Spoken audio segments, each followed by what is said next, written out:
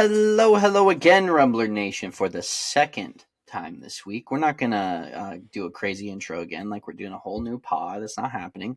We're just breaking up the game breakdowns because we kind of failed y'all last week. I'm not going to lie.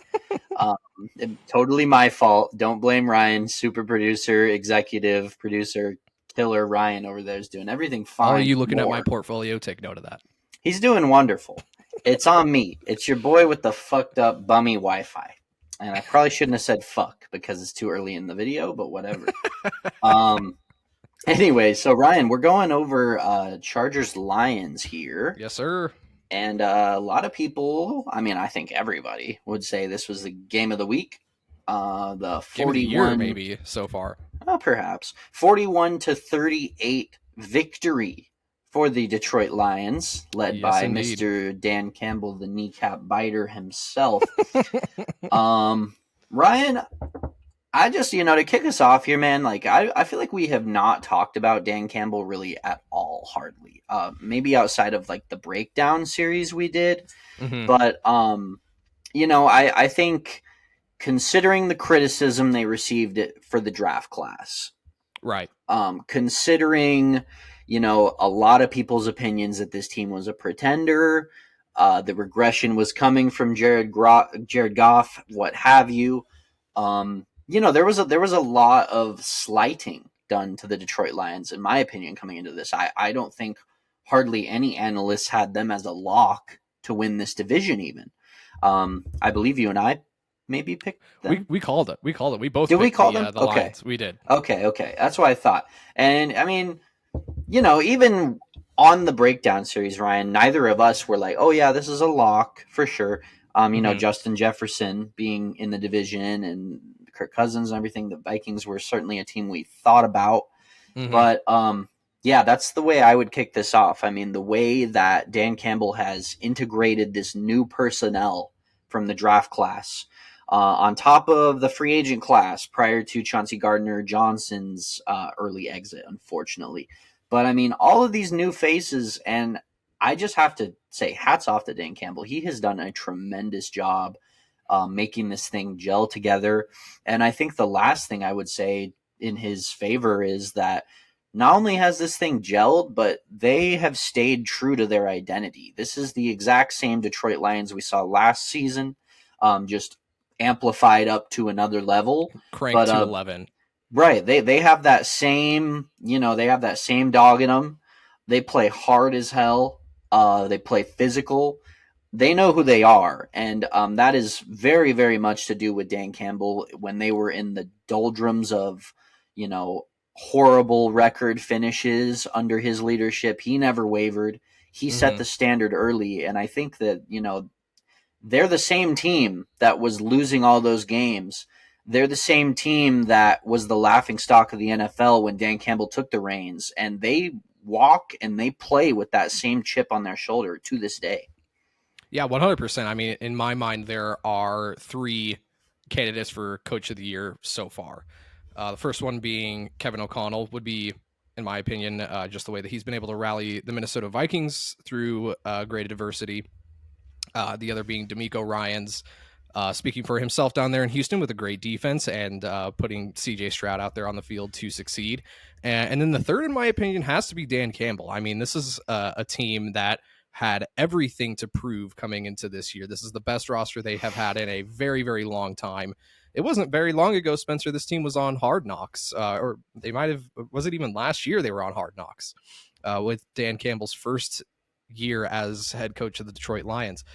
What he's been able to do and build their culture wise, I think just is speaking for itself. This team is 7-2. They are just steamrolling. And even though that there might have been some stipulations about their choices in the draft class, I think clearly at this point, Jahmyr Gibbs is rolling in a way that a lot of people thought maybe wasn't the correct idea. And I think that, personnel wise, he's really proving us wrong. Amon-Ra St. Brown is clearly setting himself apart from other tiers in the NFL as far as it goes at the wide receiver position, and bringing in Montgomery, letting Jamal Williams go and bringing in David Montgomery with along with Jahmyr Gibbs at this point through week 10. They are just rocking and rolling on the ground. Jared Goff is playing the best football he's maybe ever played. This is just and on the defensive side of the ball, they are a very tough team. They run downhill, they'll hit you in the mouth, and they are a team that will punish you for making mistakes, and they're a team that's very good at capitalizing on mistakes. You just can't say enough about what Dan Campbell's been able to put together over there in Detroit, and I think they have a very, very bright future ahead of them there. Minnesota looks like they are maybe on a downturn with Kirk suffering the Achilles in his contract year.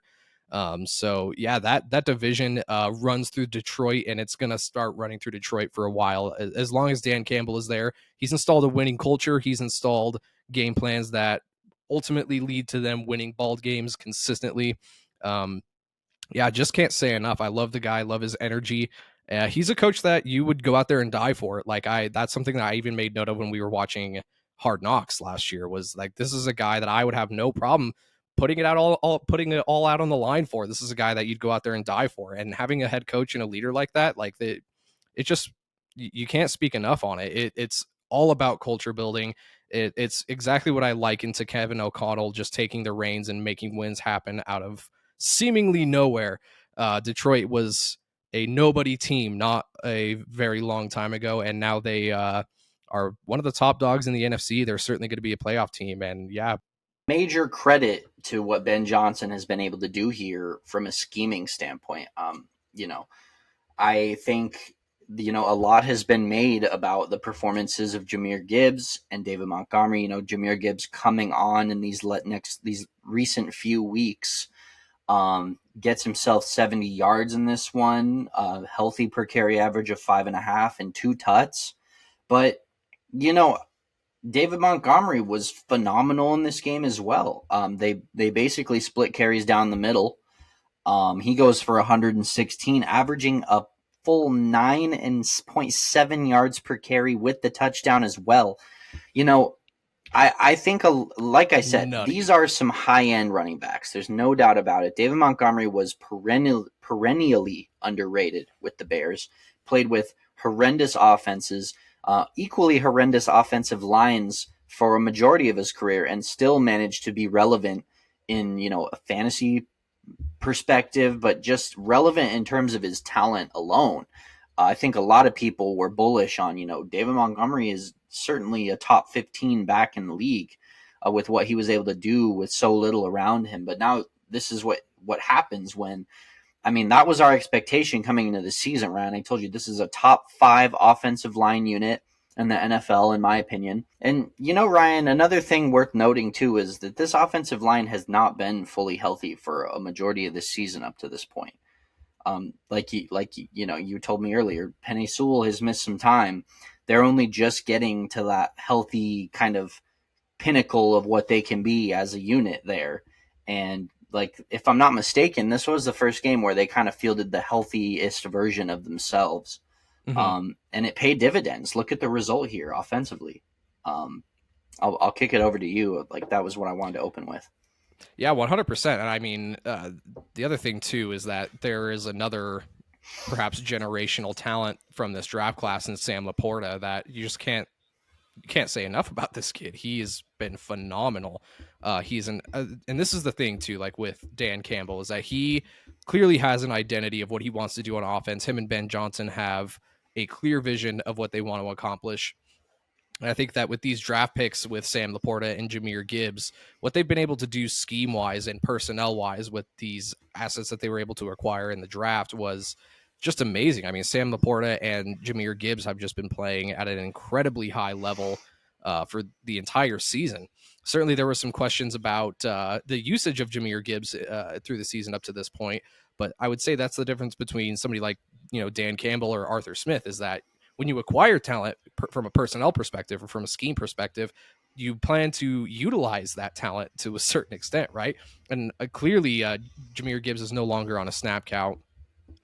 And as I said earlier, Amon-Ra St. Brown, I think to me is just very quickly beginning to separate himself from the other wide receiver talents across the league. And the way that they're running this West Coast spread offense where Jared Goff is just the field general out there, and he's a veteran quarterback at this point. he's able to just get the ball out quick. He makes quick, good decisions. He gets the ball into the hands of phenomenal playmakers. And just with the personnel that they've put out there on the offensive line, like you were saying, he has all day to throw. He has good protection. They can get the run game going early. We'll look at a clip of that instance. But yeah, this is just a phenomenal personnel wise, and I want to give a couple shout outs on defense here as well. I mean, Cameron Sutton has played incredibly well up to this point, played very, very well in this game. When he was covering Keenan Allen, he had a couple of nice plays. Obviously, he was able to game wreck and wreak havoc. I thought Alex Anzalone, even though we thought it was an okay signing, we liked him, the re-signing rather. He's playing very, very well up to this point as well, and got to shout out guys like Brian Branch and Aiden Hutchinson as well. This is just a team that is very, very complete. They have an identity of what they want to do on offense and defense, and they're executing those schemes at a very, very high level. There's just really not enough great things to say about the Lions right now, and the fact that they were able to go in there in a shootout against Justin Herbert in Los Angeles and pull out a win in a very, very close, very explosive game. This is a team that you've got to be really, really fearful of when come playoff time. I just really love what they're doing on both sides of the ball, and as long as Dan Campbell is there, I'm curious to see, because as we mentioned earlier, Ben Johnson's probably the number one head coach candidate in coordinator land right now. Curious to see if he ends up taking a head coaching job somewhere in the offseason, what this offense begins to look like. But yeah, you just really have to love what they're doing on both sides of the ball. They're playing complementary, sound football. They have a very good identity on offense. And yeah, they are just rolling right now. 100%. And on that note, with going back to Ben Johnson, I mentioned from a scheming standpoint, I mean, obviously the guy has a ton of talent to work with now with this offense, but more than anything, Ryan, this game particularly stood out to me as one where they really started to kind of pull out on all the stops from a play calling perspective. I mean, I think oftentimes where you get into these shootout situations, that's when you really have to delve into the playbook, because you're kind of running out of unique looks to give the defense when it's a 41-38 barn burner of a game. And, there was one particular play that stood out to me where, Jahmyr Gibbs is lined up in the backfield, and it was actually very Miami Dolphins-esque, because they had, Amon-Ra out there kind of in like a split back look, kind of the way they run Tyreek. We talked about how he'll line up like almost like a fullback sometimes, it looks like. And yeah, they have these weapons, and obviously Jahmyr Gibbs has a ton of speed. Amon-Ra is sneaky fast as well.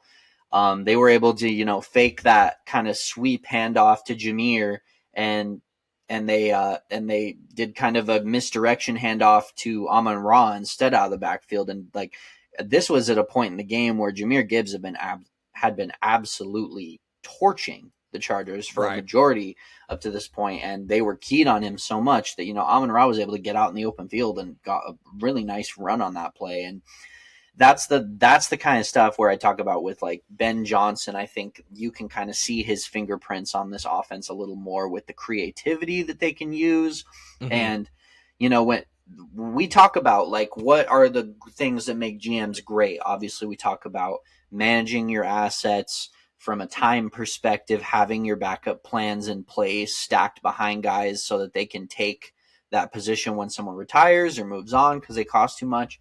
All of that stuff's great, but something we haven't really unpacked too much since we started the podcast that I always think about is like how good is your chemistry between your front office and your coaching staff with what are you trying to accomplish out there on the field? Is your front office giving you tools to make you even better at that thing? And like that's why I feel like Detroit's GM was, waxing poetic a whole bunch about Jahmyr Gibbs after he was drafted, talking about this guy we don't even view him as a running back. We don't view him as a receiving back. We don't view him as a slot receiver. We view him as an offensive weapon, right? And he's delivered on that title. I mean, they really do run him in a variety of different ways. All of the things I just said and more. And that's where, you got to give credit to the front office, where they are definitely in sync with what they're trying to accomplish. And I feel like all of the things Detroit did well last season, they added pieces on offense and defense to get them to another level where they're no longer just very good at those things. They're flat out dominant at the things they do best, and they've gotten better at the things that they were a little bit weak at. Yeah, certainly. I mean, yeah, that's a really interesting point that you make, and it's crazy because this is a team that just 2 years ago was like you said, the complete laughing stock of the league. This is really a phenomenal case study in like rebuilding. They have very, very quickly rebuilt this roster into, like you were saying, a roster that had a few strengths to becoming dominant in those strengths, and they clearly have been the scouting department has done a phenomenal job, and they've done a really good job in the front office and free agency to grab some really key assets, with Cam Sutton being a prime example of that. And it's just really interesting because this was just an absolute explosive back and forth, right? Like there would be a big play to Keenan and then a big play to Jameer or Amon Ra, and it was almost like a anything you can do, I can do better. And it was just back and forth to Keenan, Amon Ra, Keenan, Amon Ra. And it was just a really phenomenal game. And I want to say the other key to the victory here was the defensive grit on the defensive line. There were several times when they made really, really key stops. There was the one debacle at the goal line for the Chargers where they went for it on fourth down twice. They got another series of first and goal at like the 1 yard line, and the Detroit Lions were able to just stuff them again completely, and they held 8 downs, that offense, for less than a yard. It's just phenomenal grit that they play with, and yeah, the front office has made some really, really key additions that have really attributed to this. Aiden Hutchinson is progressing as a prospect very, very nicely. Some other players really, really stepping up on the offensive side of the ball as well, like Khalif Raymond. I thought had a pretty nice showing. Yeah, Jamison Khalif Williams, Raymond's been very versatile for them. I really like what he agreed. brings. Yeah. Even Jamison Williams, off of suspension, is starting to get a little more involved. Wasn't super involved this game, but there were some big moments where he had some nice catches and some nice plays. Yeah, it just Uh, very look, phenomenal performance. look no further than Josh Reynolds. Ryan is a guy that Yeah, has completely outplayed his prior reputation coming into this team. I mean, Josh Reynolds was nothing close to the kind of receiver he is now with the Rams.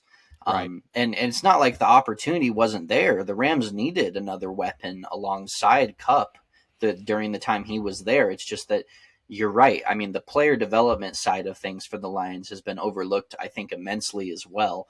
And before we move off and talk more about the Chargers, I'll hand it back to you. The last point I wanted to make, especially on that red zone series that you were referring to, is yeah, I think that perfectly encapsulates the Dan Campbell mentality.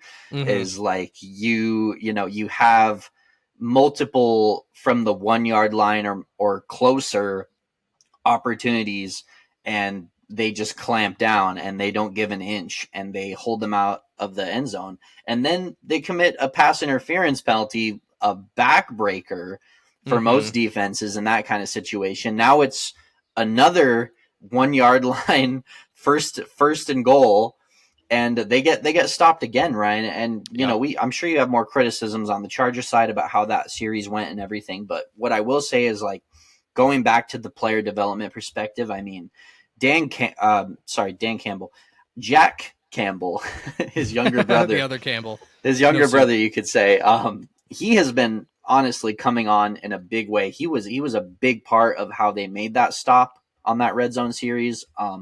The guy is already very, very great in run defense. My comp for him is like a young Jordan Brooks. I see a ton of their games Yeah, I see that. similarity. The only difference with it is, I think Jack Campbell may have a little bit better instincts to develop into as more of a better coverage guy as well. Not that Jordan Brooks is terrible at that, but he's not a stalwart by any means. And Jack Campbell, I think, has a lot more upside. The criticism with him was kind of the speed and the ability to flip your hips. So those are going to be his weaknesses. But what they're asking him to do in this defense, he's doing at a very high level. And then flipping over to Anzalone on the other side, you touched on it a bit, Ryan. I am really high on Alex Anzalone right now. I mean, he never gets flat out exposed in any of the games I watch from Detroit, but there have been a few performances there where he has really popped off the screen and been all over the field for this team. He's punching above his weight, that's for sure. Yeah, I think he's. I don't even think it's a just a here and there thing. I think he's really taken another step in his game, to be completely honest. And going back to Jack Campbell, all the things that he's kind of weaker at right now are the things that Anzalone is excellent at. He's great in coverage. He can take away tight ends. He's instinctual in the open field. He gets a lot of pass breakups. I think he's had an interception or two this season as well. I mean, yeah, those guys are an excellent duo back there. And just the fact that Anzalone has taken that another step, like Jack Campbell was a great prospect as it was, but yeah, that linebacker unit has really, really come on for them. And we didn't even mention, the kid Rodriguez from last season. Whew. I mean, he's been relegated to more of a rotational role now with those two guys. He was undrafted. Yeah, exactly, right. And very gritty kind of Dan Campbell player in his own right. But I mean, he's a hell of a player as well. I think he has a lot of similarities to Jack Campbell as well. Just a little bit more athletic, actually. Just he's actually kind of freaky out there how he can move at the position. But yeah, I just want to touch on the linebacking core as well, because we haven't addressed some of these more nuances to Detroit. But I've been really impressed with their defense as well. So yeah, 100%. Yeah, if we can move a little bit here to a much more sad situation. The Los Angeles Chargers now having the same record as the Denver Broncos. Did you ever expect that the Chargers would have the same record as the Denver Broncos week 10 of this season, Spencer? That's kind of a complicated question, Ryan, because I thought the Denver could kind of make a comeback a little bit. Sure. But I guess I didn't expect the Chargers to just completely fall off either. So yeah, we have had our own conversations about the quarterbacking in Los Angeles. We won't get into that here, but you sure? Positive. If there was one phenomenal bright spot this game, it was Justin Herbert. He really, really has put his team on his back and tried as hard as he possibly could to carry everybody, Brandon Staley weighing the most, to a victory here. And there was just a Keenan Allen, man. We talked a lot about this, that he just remains one of the most underrated receivers in the entire league. Clearly he had something working there. They just kept going, taking the ball to him. I'm not sure how many targets he had, but he ended up hauling in 11 catches for $175 and 2 touchdowns. If it ain't broke, don't fix it. It was just over and over and over getting the ball to Keenan Allen. Right. Jalen Guyton had himself a nice touchdown in this game as well, and Austin Eckler was not quite as involved in the pass game as sometimes he typically is. But I have to imagine that's got to be some symptom of the scheming on the Lions side, right? Like if there's one way that the Chargers are very, very good at keeping drives alive on, it's the fact that Austin Eckler is always such a threat in the pass game out of the backfield. He was relatively quiet in the receiving game, but he had a decent game on the ground. Carried the ball 19 times for 67 yards. Did punch in a touchdown. Should have been 2. We'll get more into that.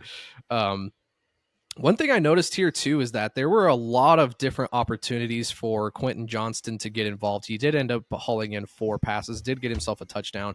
But, man, I don't know, Spencer, you can feel free to disagree with me on this, but Quentin Johnston, I feel like you just would really hope that he would be farther along in his development. He was the second receiver taken in the draft. You would just hope to think that he would be farther along in his development at this point. I mean, with a quarterback like Justin Herbert throwing to you, I think it's really just, again, another symptom of how poorly Brandon Staley is coaching this team. I would really have to believe that if there was another head coach manning this squad, that they would be nowhere near 4-5. I think they maybe only drop a couple of those games. I mean, that's all. There's a lot of ifs, buts, or could be's in that statement, but Brandon Staley ultimately is just the guy holding this team back. He is the guy holding Justin Herbert back. He is the guy holding all of the talent on this squad back. And it's just very USC-esque, this team, Spencer. I mean, you got a guy putting up 323 yards, 4 touchdowns, throwing lasers out there, and his defense just doing absolutely nothing to help. They were just constantly going back to schemes that were not working, and they were just getting diced up over and over again. This is just a way too talented team to be dropping so many games. In a game like this, I'm not super upset about it because, it's a shootout, right? Like it just ultimately comes down to who wants it more.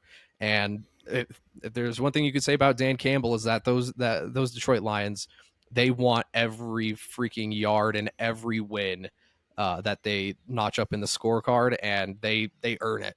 I thought Derwin James in this game was excellent. I thought he had a very, very nice game.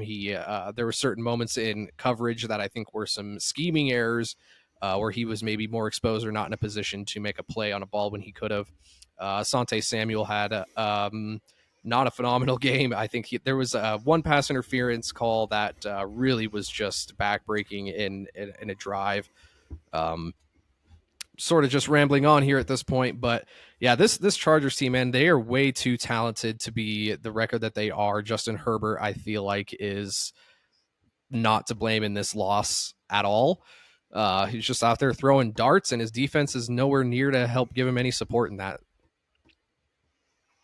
Yeah, I mean, not at all. And on the Chargers side of things, Ryan,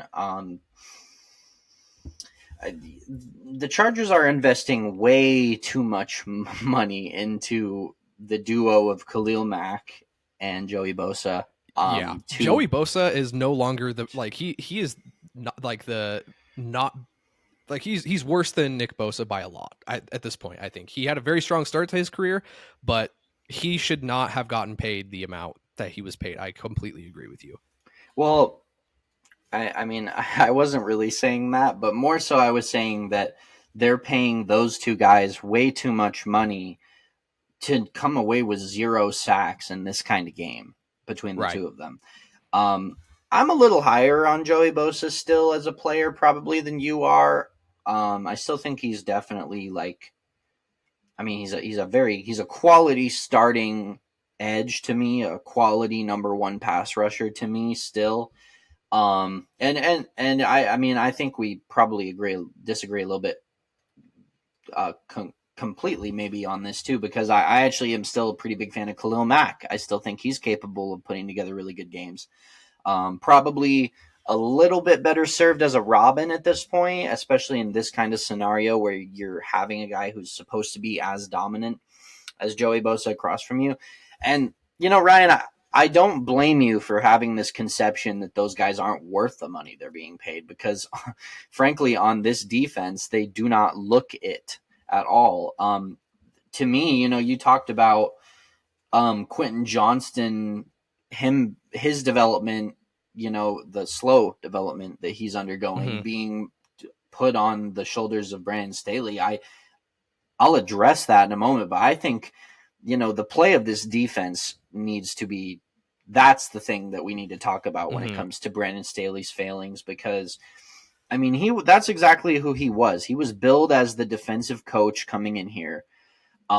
This is the portion of the team that he has his claws sunk into deepest, so to speak. I mean, Jesus, Ryan, they brought in Kellen Moore just so that Brandon Staley could completely cede any control of the offense to him and focus solely on the defense.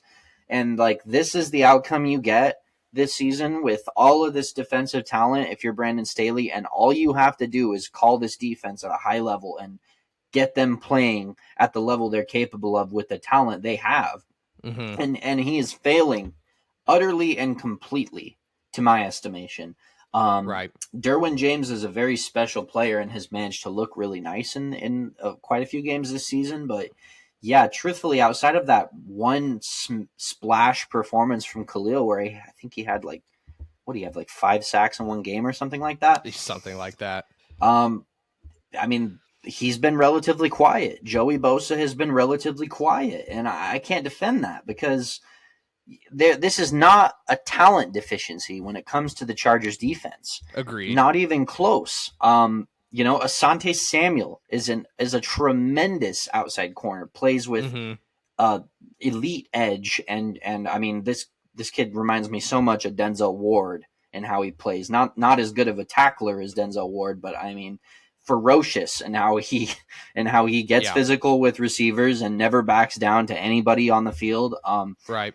At the end of the day, I could go on and on about the offensive talent that they're fielding here. I mean, but regardless, it seems to be that in terms of talent, no amount is going to be enough for Brandon Staley to be a competent defensive coach. And like as much shit as we give guys like Sean McDermott and others in this in this league, right.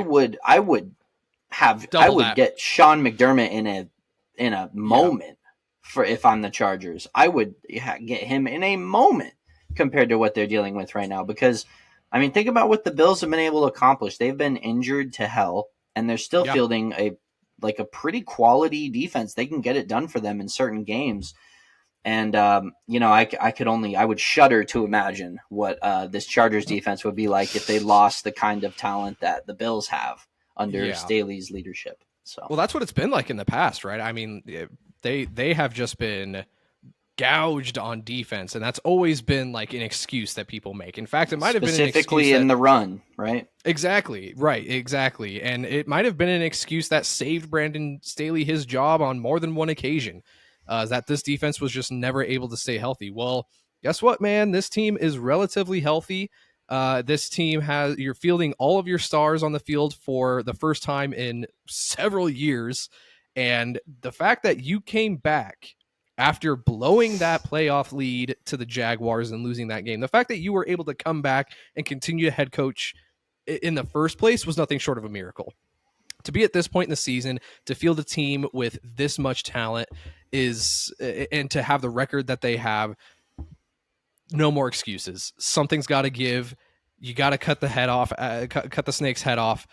It's done. It's over for Brandon Staley. There's no more excuses that you can make.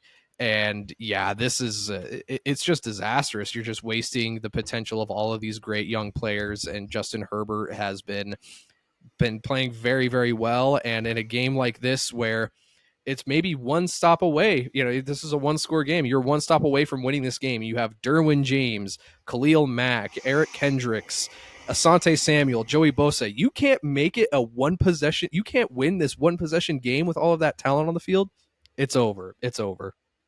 Yeah, I mean, I think we buried Staley enough, but one thing I will kind of inadvertently bury Staley a little bit more on, but to spin it more positively, is that, I mean, Kellen Moore was brought in to, again, like I said before, take the reins purely for the offensive perspective, take Justin Herbert to that next level. And I know that the Chargers offense hasn't been perfect this season, but I told Cameron in the episode we did together, I feel, and I will continue to say, Kellen Moore has held up his end of the freaking bargain here. 100%. I mean, think about the guys that they're losing on offense right now, that they're doing without with. They have lost Mike Williams, their number 2 receiver, a very high end one at that in this NFL. They've lost some offensive linemen as well. They lost Gerald Everett for a portion of this game. They lost Josh Palmer, who was their number 3, with nice upside to his game. He can put together good games when called upon. And here we are, the quarterbacking savant levelness that Justin Herbert is putting out there, gets 300 yards, goes for 40 attempts in this game, manages to complete 27 of them, nearly breaks 400 yards, throws 4 touchdowns with only 1 pick, and they still come away with which was the a L. weird pick. It's like almost like a throwaway pick, right? Like one that you shouldn't really even count on the stat sheet because he looked like he was throwing it away even.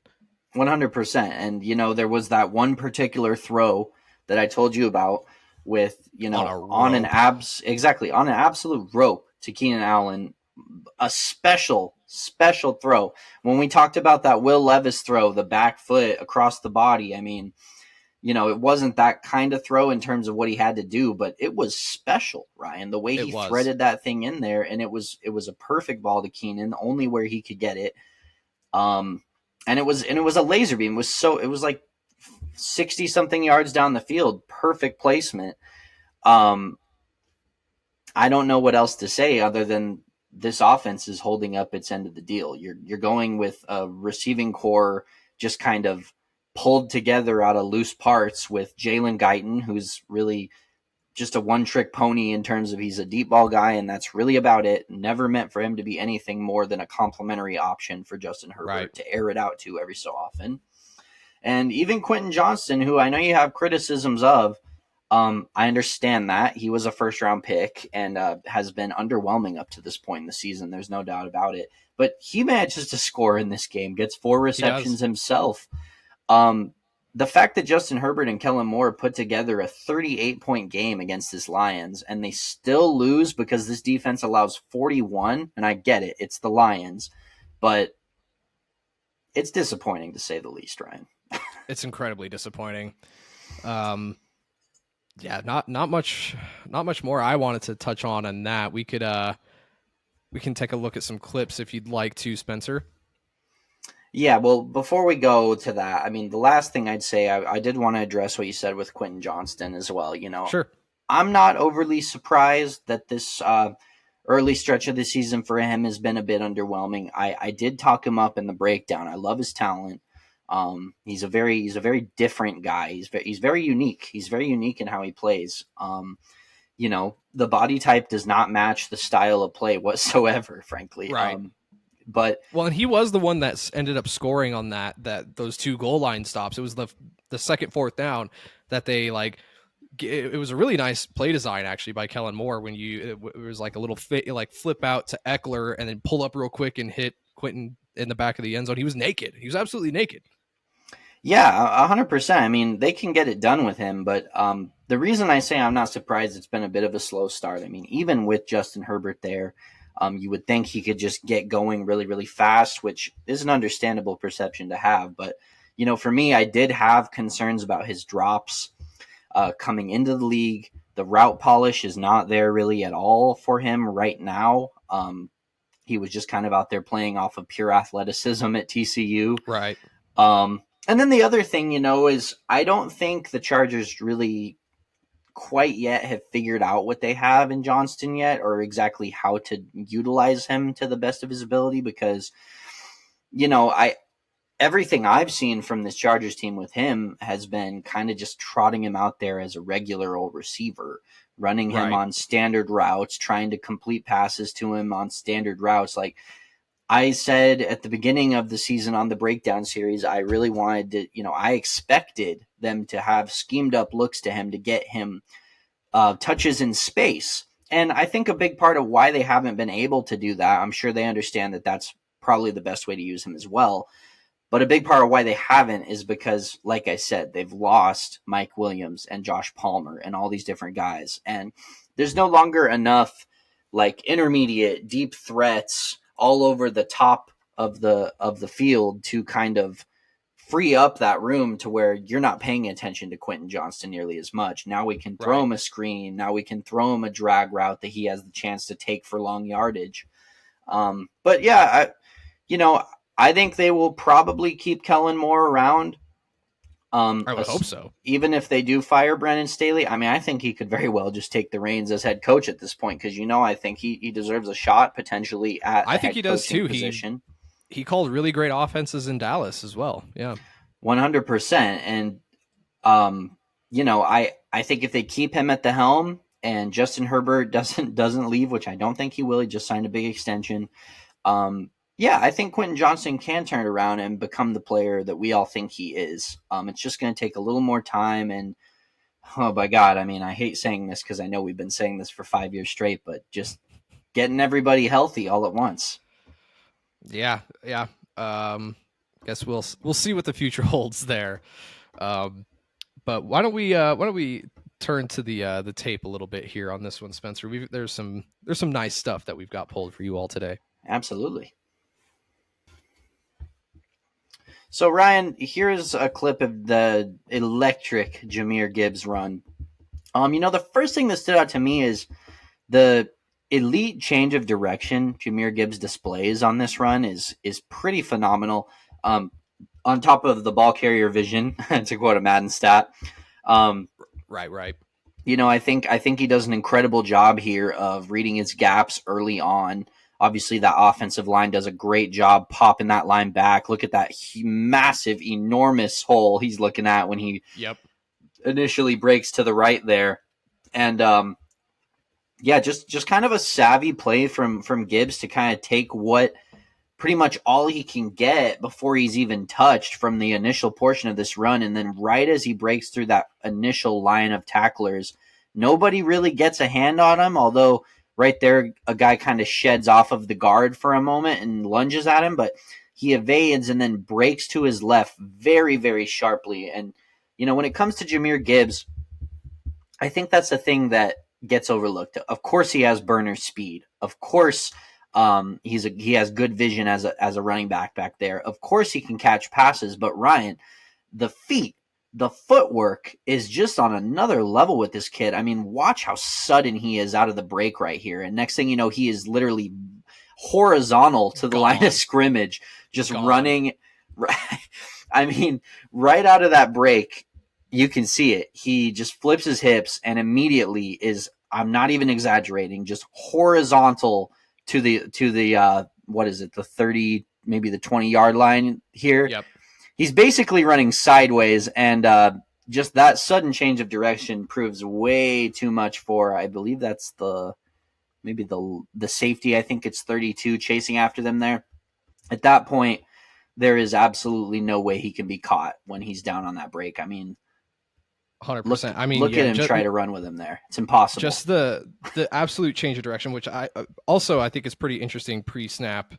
87, I believe this is Laporta, if I'm not mistaken. So you had two guys that were out, outside the numbers, and they had pre-snap motion to come in here, both of them, to create sort of a two tight end look all of a sudden. So that's an interesting wrinkle, just scheme wise.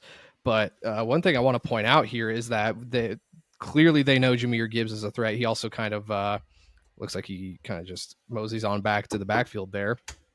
So really interesting pre-snap motion here. And when this play goes, like, just look at how obviously they know that the ball is initially going to go this way. It's not a trick, right? Like, they are just trying to bite hard and play the gaps, just try to crash down as best as they can. Really, really nice block here. I don't know if that's Ragnow or not. But just he's this blocking change of two dudes on that, Ryan. Look at that. Absolutely insane. Big man earn that paycheck. Incredible. Just this change of direction, Spencer, to sort of take it here to this really insane gap that's opened up by the guard there. And then just the change of direction to just bam, it's one or two steps and he is just there. He's gone. This last one here to avoid 26. Once this cut to the outside's made and he's got the angle, it's over. It's absolutely over.